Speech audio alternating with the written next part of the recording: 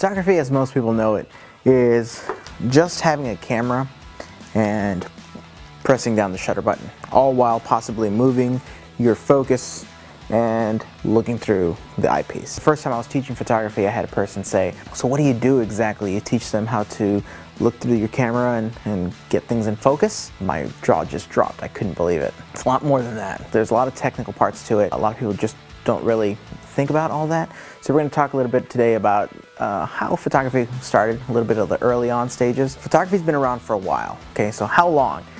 Back in the 400, 500 BC, people as early as Aristotle were talking about the camera obscura. The camera obscura is kind of like an early camera. Camera obscura just meant dark chamber or a darkened room. The way it was that people really saw it was when they were in a room, if there was light coming in from one area, light was projected onto the opposite wall, showing what was on the other side. Here's a simple cardboard box, okay?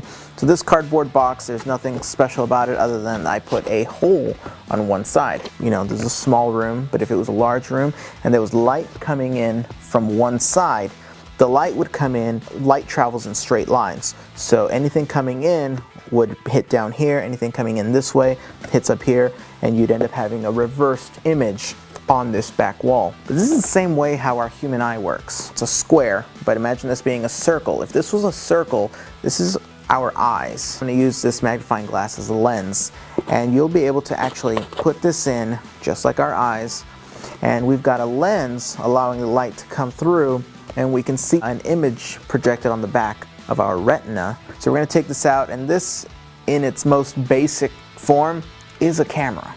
Alright, so the camera obscura can pretty much be as large as you want it to be. It's just a dark, empty chamber. So what happens is light comes in and gets reversed onto the back wall. So I'm going to get in close just so you can see what's happening here, but I can actually see trees and houses of the neighborhood on this side. And we're going to look at this swing set right now, this whole playground set, as we get in closer. We've got a whole bunch of light happening, okay?